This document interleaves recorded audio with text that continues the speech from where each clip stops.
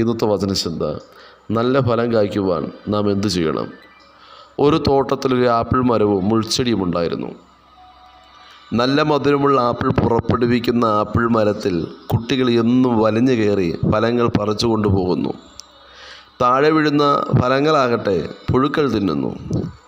അങ്ങ് മുകളിലുള്ളവ പക്ഷി കൊത്തിക്കൊണ്ടുപോകുന്നു. സമയാസമയങ്ങളിൽ ഉടമസ്ഥൻ വന്ന് കീടനാശിനി തളിക്കുന്നു. എല്ലാ വർഷവും മൂർച്ചയുള്ള കത്തിയുമായി വന്ന് അതിൻ്റെ ചില്ലകൾ, കൊമ്പുകൾ തോട്ടക്കാരൻ മുറിച്ച് ശുദ്ധീകരിക്കുന്നു. ആപ്പിൾ മരം ഏറെ വർഷമായി ഒത്തിരി കഷ്ടം അനുഭവിക്കുകയാണ്. ഒരു ദിവസം തന്നെ സന്തോഷവും ആനന്ദവും വേദനയും കണ്ട് അന്നു തീരും. അങ്ങനെ എന്തെല്ലാം ഒരു ദിവസം ആപ്പിൾ മരം അനുഭവിക്കണം. എന്നാൽ ആപ്പിൾ മരത്തിനടുത്ത് ഒരു മുൾച്ചെടിയുണ്ട്. മുൾച്ചെടിയോട് ആപ്പിൾ മരം സംസാരിക്കുവാൻ തുടങ്ങി.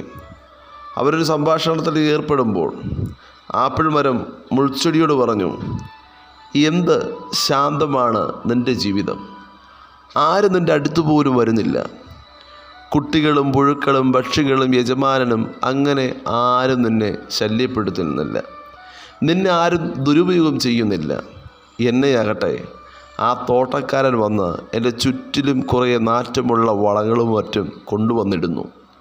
മൂർച്ചയുള്ള കത്തി കൊണ്ട് എന്നെ മുറിക്കുന്നു. അധികം വളർന്നു പോകാതെ എന്നെ ആ തോട്ടക്കാരൻ ഒതുക്കി നിർത്തുന്നു. എനിക്കൊരു സീസൺ ഉണ്ടെങ്കിലും ഞാൻ ഏറെ വേദന അനുഭവിക്കുന്നു. അതിനാൽ എനിക്കൊരു മുൾച്ചെടിയാകണം. എൻ്റെ ഈ ഫലങ്ങൾ എനിക്കൊരു ഭാരമാണ്. ഫലങ്ങൾ കാരണം ഞാൻ മറ്റുള്ളവരാൽ ഉപദ്രവിക്കപ്പെടുകയാണ്. മുൾച്ചെടി ആപ്പിൾ മരത്തോട് പറഞ്ഞു, നീ ബുദ്ധിയില്ലാതെയാണ് സംസാരിക്കുന്നത്. എന്നെ നോക്ക്, ഞാൻ ആർക്കും ഒരു ഉപകാരവും ചെയ്യുന്നില്ല.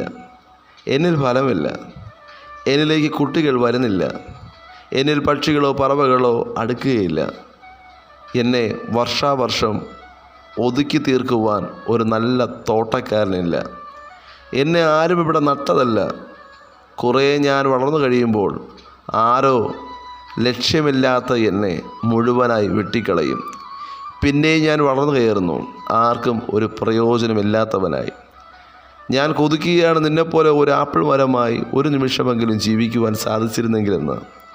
വചനം ശ്രവിക്കുന്ന പ്രിയ ദൈവജനമേ, ദൈവമക്കളെന്ന നിലയിൽ നമ്മുടെ ഏറ്റവും വലിയ അനുഗ്രഹമാണ് ഫലങ്ങൾ. ഫലങ്ങൾ നിമിത്തമാണ് നാം വിലയുള്ള, മറ്റുള്ളവർക്ക് പ്രയോജനമുള്ള അനുഗ്രഹത്തിലൂടെ നാം കടന്നു പോകുന്നത്. ഫലം കായ്ക്കുമ്പോൾ നമുക്ക് ചുറ്റും ആളുകൾ കൂടും. അവർ നമ്മെ ഉപയോഗിക്കുകയും ദുരുപയോഗം ചെയ്യുകയും ചെയ്യും. ചിലർ കല്ലെറിയുവാൻ തുടങ്ങും.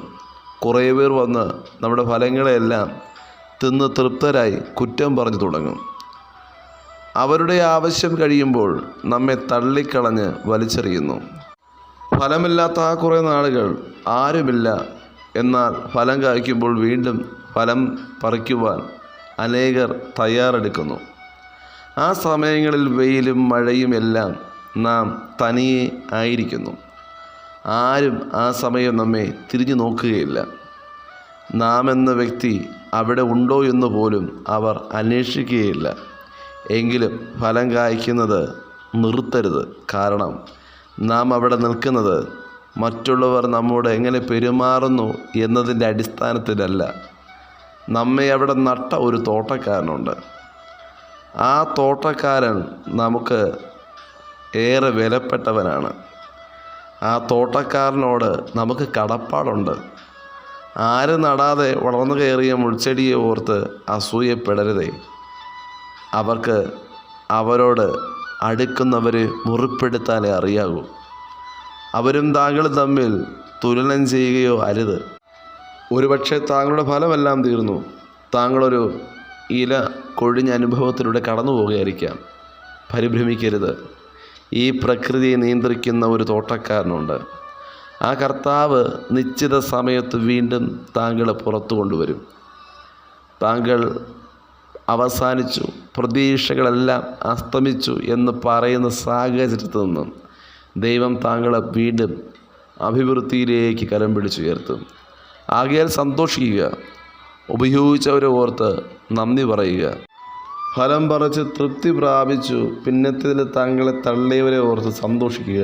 കാരണം താങ്കളെ നട്ടതും മുറുപ്പാനും ഇലകോതലിനും താങ്കളെ പരിപാലിക്കുന്ന കർത്താവ് കൂടെയുണ്ട്.